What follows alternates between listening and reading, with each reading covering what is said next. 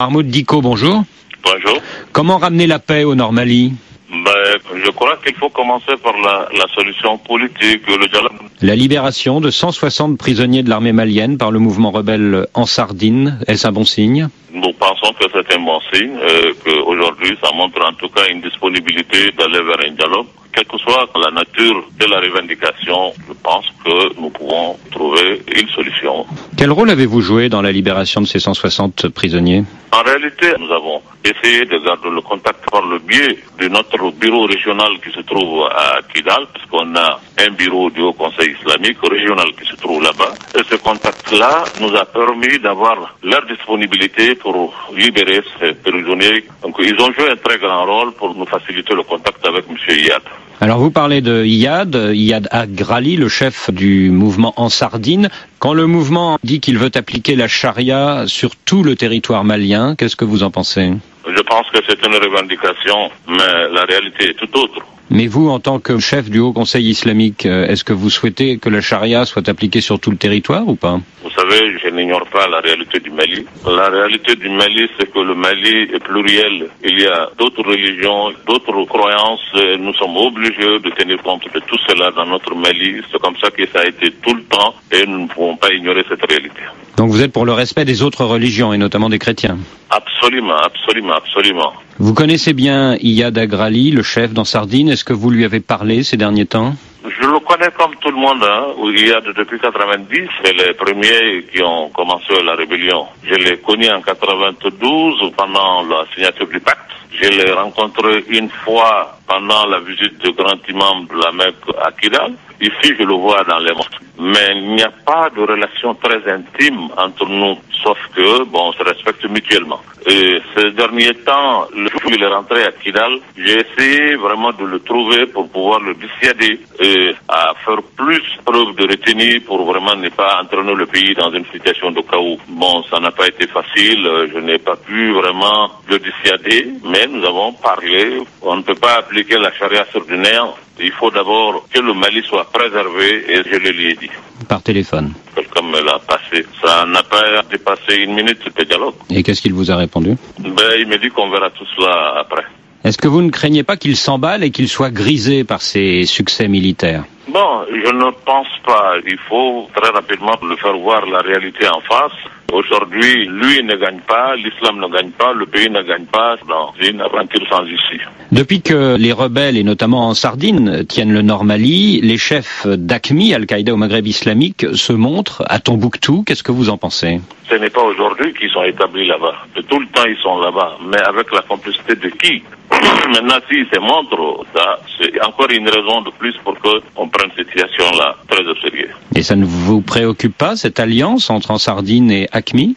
Mais ça me préoccupe, c'est pour cela que nous avons offert nos services au président Atiti à l'époque, pour lui dire qu'il faut tout faire pour que nous puissions très rapidement parler avec Iyad et le dissuader à ne pas rentrer dans cette aventure. Mais malheureusement, on n'a pas été compris et aujourd'hui, tout le monde est devant le fait accompli. Dans le nord du Mali, la situation est catastrophique pour les gens, mais apparemment les rebelles d'Ansardine refusent toute aide humanitaire qui viendrait de France ou des États-Unis. Qu'est-ce que vous en pensez? Je crois que c'est absurde. Tout ce qu'ils ont comme armement et véhicules vient d'ailleurs. C'est pas eux qui fabriquent ça. Je pense que ce n'est pas raisonnable pour des gens qui se disent censés de refuser l'aide humanitaire ou de s'en prendre à des églises ou d'autres cultes. Je les appelle encore à plus de retenue, à faire plus de discernement, vraiment pour qu'on sorte de cette situation. Mahmoud Dicko, merci. Mahmoud Dicko, le président du Haut Conseil islamique. Nous, au niveau du front, et en tant que citoyens, nous pensons qu'il peut compter sur tout.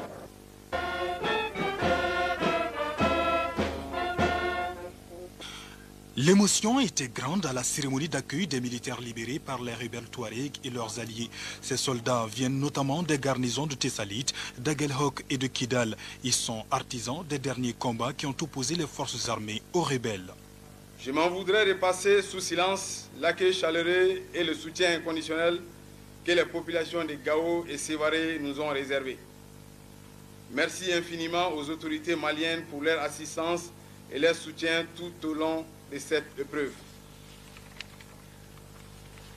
Enfin, nos derniers mots de remerciement, et non les moindres, vont à l'endroit du Haut Conseil islamique du Mali, qu'il veuille retrouver ici et accepter notre profonde gratitude et notre entière et éternelle reconnaissance.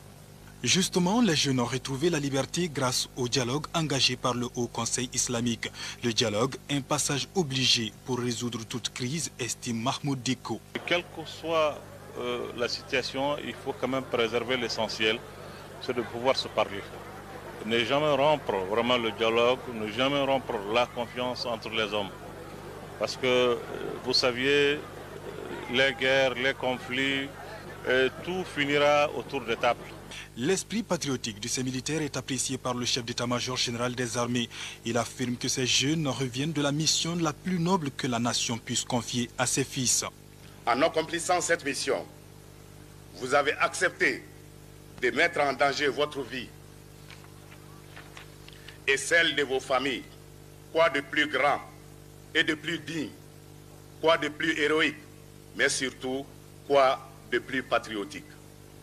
Que la nation vous en soit reconnaissante dans toute la mesure de votre mérite. Cela explique la présence aujourd'hui à vos côtés de la plus haute représentation de la nation malienne. Et le président de la République, par intérim, de se dire simplement fier de ses militaires. Professeur Dioncounda Traoré rassure les forces armées que le soutien du peuple malien ne fera jamais défaut pour la sauvegarde de l'intégrité du territoire national. Le Mali compte encore et toujours sur eux pour recouvrer ces territoires occupés aujourd'hui indûment par des compatriotes qui ont pris les armes malheureusement pour s'exprimer. Je voudrais leur dire que la nation leur sera reconnaissante. Et personnellement, avec les autorités militaires de ce pays, nous saurons leur dire à notre manière combien nous sommes heureux de les accueillir aujourd'hui et combien nous continuons à compter sur eux. Je voudrais également remercier le Haut Conseil islamique du Mali, et je le dis encore, le travail n'est pas terminé. Tous ensemble, comme ils l'ont dit, nous allons continuer le combat et nous allons recouvrir l'ensemble de notre territoire. Chacun a sa mission, chacun a sa partition à jouer. Et je pense que eux, ils ont déjà commencé et ils la jouent de belle manière.